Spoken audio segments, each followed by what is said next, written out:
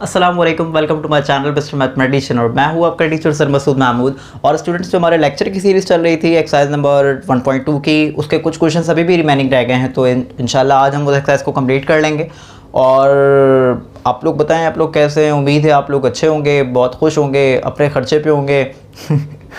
और चलिए बाद में बातें करते हैं, अभी स्टार्ट करते हैं अपना lecture. Let's start now.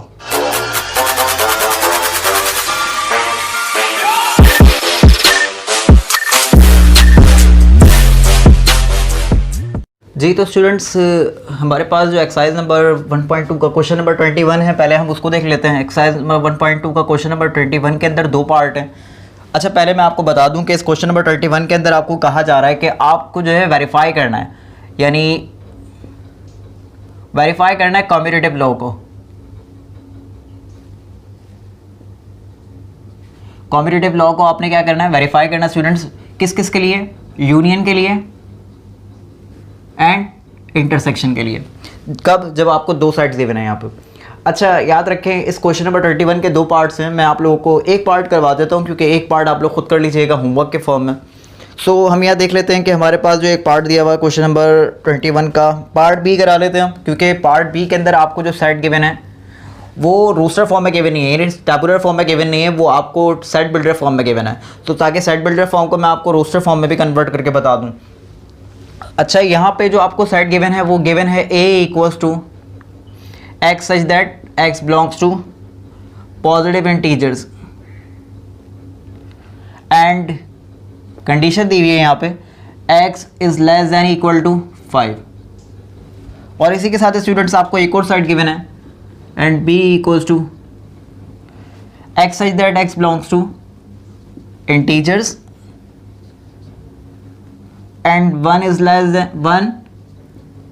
than equal x is less than equal to 1 and greater than x is greater than equal to 1 and less than equal to 4। सो ये आपको स्टूडेंट्स एक सेट दे रखा है और हम दो सेट दे रखे हैं और इसके आपको कम्यूटेटिव प्रॉपर्टी को प्रूव करने के लिए कह रहे हैं, कम्यूटेटिव प्रॉपर्टी को। सो हम पहले ये काम करते हैं कि हम इन दोनों सेट्स को जो है यूनियन के लिए कम्यूटेटिव लॉ को प्रूव कर लेते हैं, वेरीफाई कर लेते हैं। देन इन दोनों सेट्स को यूज़ करते हुए हम इंटरसेक्शन के लिए वेरीफाई कर लेते हैं। सो स्टूडेंट्स, पहले हम इसको अगर देखें रोस्टर फॉर्म में, तो यहाँ कह रहे हैं ये जो x जो आपके पास एक एलिमेंट है ए सेट का, कोई भी एलिमेंट हो सकता है, वो ये कह रहे हैं जो वो है वो पॉजिटिव इंटीजर से बिलोंग करता है। अब पॉजिटिव इंटीजर 1 से स्टार्ट होते हैं, 1 2 3 4 5 6 7 8 9 10, यानी सिंपल ये कह सकते हैं कि नेचुरल नंबर होते हैं। अब वो बोल रहे कंडीशन के आपके पास जो नंबर्स हैं पॉजिटिव इंटीजर, यानी इस सेट के जो मेंबर्स हैं वो लेस देन इक्वल टू 5 है, यानी 5 तक होंगे, यानी 1 2 3 4 5। सही है। इसी तरीके से जो आपको बी सेट गिवन है, बी सेट के अंदर ये कह रहे हैं कि वो जो एक्स एलिमेंट है बी सेट का, वो जो है वो इंटीजर से बिलोंग करता है। अब इंटीजर पॉजिटिव इन्फिनिटी से नेगेटिव इन्फिनिटी तक होता है, तो इसीलिए उन्होंने आपको कंडीशन दे दी है कि एक्स के जो मेंबर्स होंगे, यानी एक्स जो होंगे वो जो इस सेट के मेंबर्स होंगे वो लेस देन इक्वल टू 1 होंगे और ग्रेटर देन इक्वल टू 1 होंगे और लेस देन इक्वल टू 4 होंगे, यानी 1 से लेके 4 तक होंगे। सिंपल। तो अगर हम इनको देखें कि पहले कम्यूटेटिव लॉ यूनियन के लिए प्रूफ कर रहे हैं, तो हम यहां लिखते हैं प्रूफ फॉर यूनियन। अगर हम यूनियन के लिए प्रूफ कर रहे हैं तो हम ये कंडीशन जानते हैं कि A यूनियन B इक्वल होगा B यूनियन A के। ठीक है। और इसी तरीके से चलें, अगर मैं इंटरसेक्शन के लिए भी कर लूँ साथ ही, और मैं यहाँ लिखूँ फॉर इंटरसेक्शन,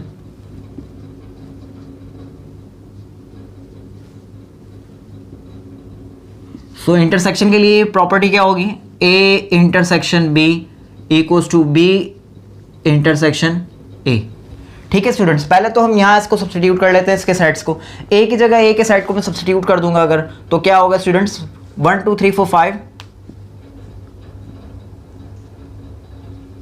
यूनियन और 1 2 3 4 इक्वल्स टू, इसके साइड को अगर मैं B को पुट करूं तो 1 2 3 4 और यूनियन A के साइड को सब्स्टिट्यूट करूं तो 1 2 3 4 5। सिंपल है, समझ में आ गया होगा।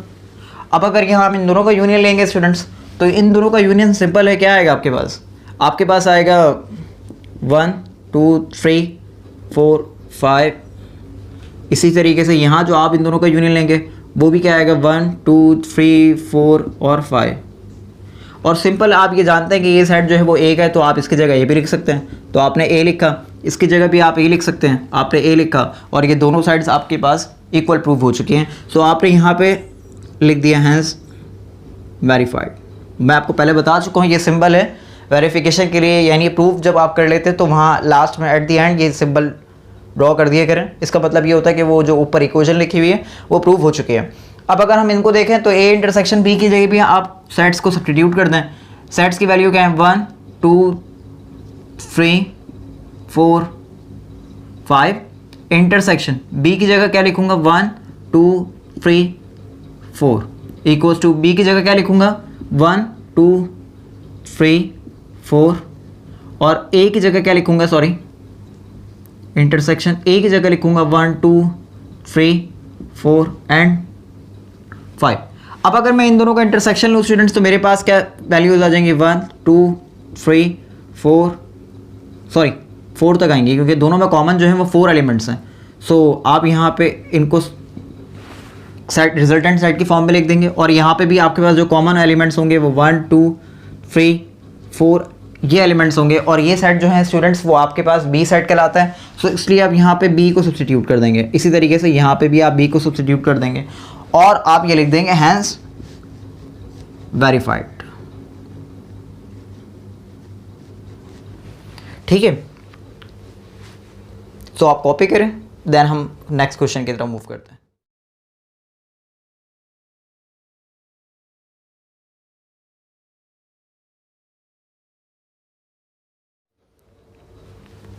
तो स्टूडेंट्स अब हमारे पास जो क्वेश्चन नंबर 22 है, क्वेश्चन नंबर 22 में भी आपको इसी तरीके से कुछ प्रॉपर्टीज़ को प्रूव करने के लिए कहा जा रहा है, वेरीफाई करने के लिए कहा जा रहा है।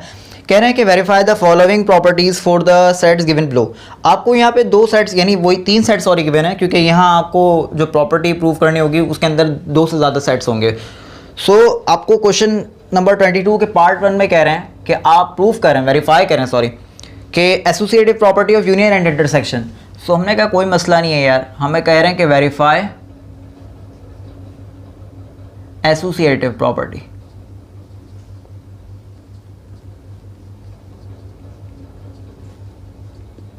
Of union and intersection.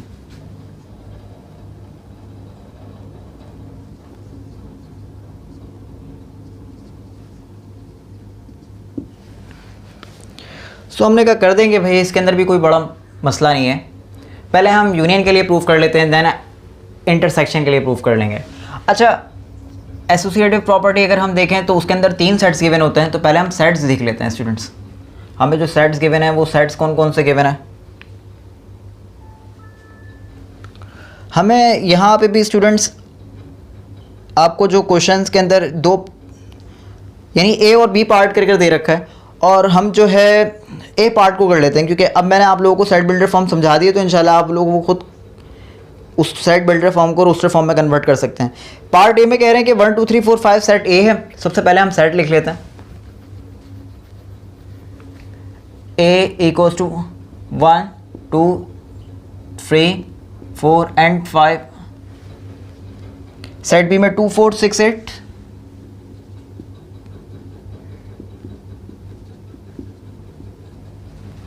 और सेट सी के अंदर 4 8 10 12 4 8 10 एंड 12। स्टूडेंट्स पहले हम इसकी associative property of union proof कर लेते हैं, वेरीफाई कर लेते हैं, देन हम आगे मूव करते हैं।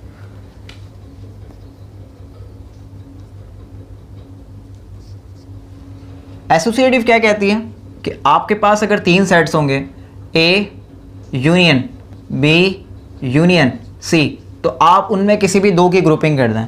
लेकिन आप नेक्स्ट टाइम अगर ग्रुपिंग डिफरेंट करेंगे तब भी रिजल्ट आपके पास सेम आएगा। Like A union B union C, यहाँ आपने ए और बी की क्या कहते हैं ग्रुप कर दिया था, ब्रैकेट्स में क्लोज कर दिया था, यहाँ आप बी और सी को कर दें और देन आप इनको सॉल्व करेंगे तो भी इनके रिजल्ट पे कोई इफेक्ट नहीं पड़ेगा। कैसे, चलें आप देख लेते हैं। अब हम अगर हम यहाँ देखें तो ए कैन जो आपको सेट है वो भी गिवन है, बी का सेट भी गिवन है, सी का सेट भी गिवन है, तो हम यहाँ सब्स्टिट्यूट कर लेते हैं सबसे पहले। और हम पहले जो ब्रैकेट के अंदर सेट्स हैं उनको सब्स्टिट्यूट कर लेते हैं ताकि यहाँ हमारे पास एक्सप्रेशंस जो है यानी ये जो दोनों साइड्स हैं वो लेंथी ना हो जाए। दैट्स वाई हम यहाँ पे जो पहले ब्रैकेट्स के जो सेट्स हैं उनको सब्स्टिट्यूट कर लेते हैं। लाइक ए के जो सेट है स्टूडेंट्स वो आपके पास क्या है, ए का सेट हम पहले स्मॉल ब्रैकेट बना रहे हैं क्योंकि यहाँ क्वेश्चन में बना हुआ है। ए का जो सेट है वो 1 2 3 4 एंड 5 है। और इसी तरीके से आपने यूनियन लेना है बी के सेट के साथ। बी का सेट क्या है 2 4 6 8 है स्टूडेंट्स। और यहाँ मैंने ब्रैकेट क्लोज किया। अब यहाँ लिखा हुआ यूनियन सी, मैंने ऐसे कैसे लिख दिया क्योंकि मैंने अभी कहा है आप लोगों को कि मैं जो ब्रैकेट के बाहर सेट है उसको मैं यहाँ पे यूज़ नहीं कर रहा हूँ, अभी मैं सब्स्टिट्यूट नहीं कर रहा हूँ, ठीक है। इसी तरीके से इक्वल के राइट हैंड साइड को चेक कर लेते हैं कि ए हमारे पास है यूनियन, देन हमने ब्रैकेट ड्रॉ किया क्योंकि ब्रैकेट के अंदर जो साइड है सबसे पहले हम उनको सॉर्ट आउट करना है। तो बी का साइड क्या 2 4 6 8 है, 2 4 6 8। यूनियन सी है, आपने यहाँ यूनियन ड्रॉ किया, सी की जगह आप वैल्यू लिख देंगे 4 8 10 12 और लास्ट में ब्रैकेट क्लोज है, आपने ब्रैकेट क्लोज कर दिया। अब यहाँ अगर आप इन दोनों का यूनियन लेंगे स्टूडेंट्स तो यूनियन क्या आएगा इन दोनों का, सिंपल है 1 2 3 4 5 6 एंड 8। अब यहाँ आप सी का जो आपके पास सेट है उसको सब्स्टिट्यूट कर दें। सी का सेट क्या होगा यूनियन 4 8 10 12, 4 8 10 12। और यहाँ अगर आप देखें तो अब यहाँ आप ए का सेट सब्स्टिट्यूट कर सकते हैं 1 2 3 4 5।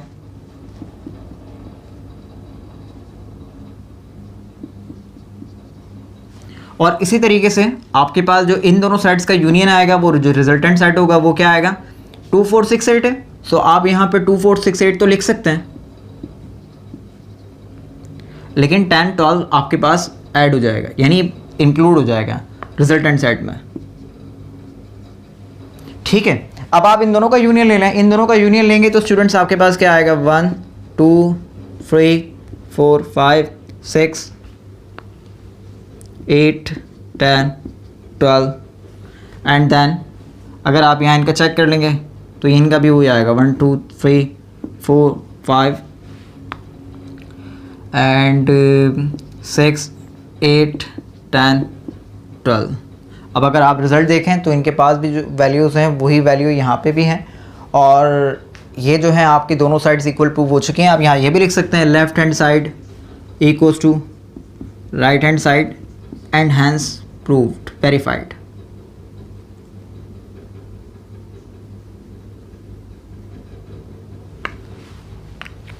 तो ये जो इंटरसेक्शन के लिए प्रॉपर्टी स्टूडेंट्स ये मैं कहूँगा कि आप लोग खुद से करके प्रैक्टिस कीजिएगा तो ये इंशाल्लाह आपको आ जाएगा। इतनी कोई बड़ी बात नहीं है, आपने बिल्कुल इसी तरीके से परफॉर्म करना है क्वेश्चंस को इंटरसेक्शन के लिए। आपने करना क्या होगा, सिर्फ यूनियन की जगह इंटरसेक्शन लिख देना एंड देन वहाँ पे इंटरसेक्शन का ऑपरेटर अप्लाई करके और सेट्स के रिजल्ट को लिखते रहना है। उसके बाद आप इंटरसेक्शन करते रहेंगे तो इंशाल्लाह दोनों साइड्स आपकी तब भी इक्वल प्रूव हो जाएंगी क्योंकि ये प्रॉपर्टी सेटिस्फाई होती है, हर सेट के लिए सेटिस्फाई होती है, ठीक है। So note it down.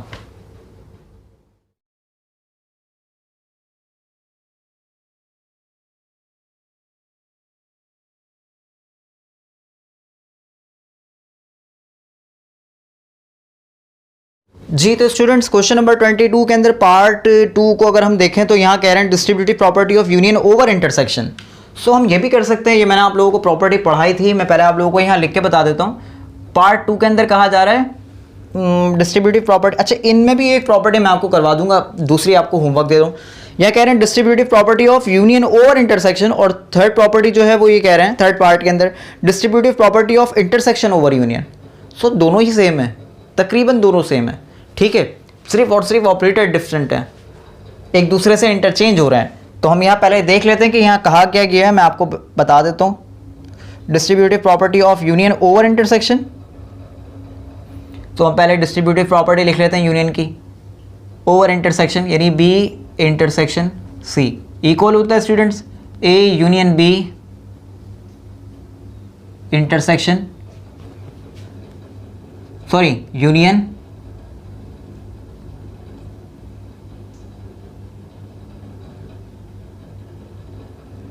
A union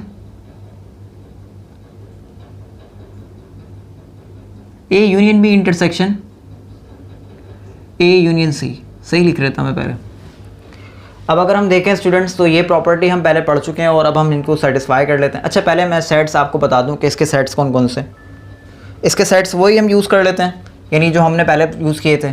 मैं तो कहूँगा स्टूडेंट्स ये भी आप खुद क्वेश्चंस को प्रूव कर सकते हैं। देखें यहाँ पे भी आपने सिर्फ और सिर्फ पहले यहाँ पे इंटरसेक्शन लेना है दो सेट्स का, उसके बाद आपने ए के साथ यूनियन ले लेना है। यहाँ आपने पहले इन दोनों का यूनियन लेना है, इन दोनों का यूनियन लेना है, देन उन दोनों का इंटरसेक्शन ले लेना है। तो इंशाल्लाह ये भी आप लोग प्रूव कर लेंगे, ये आप लोग खुद कर लीजिएगा, ठीक है।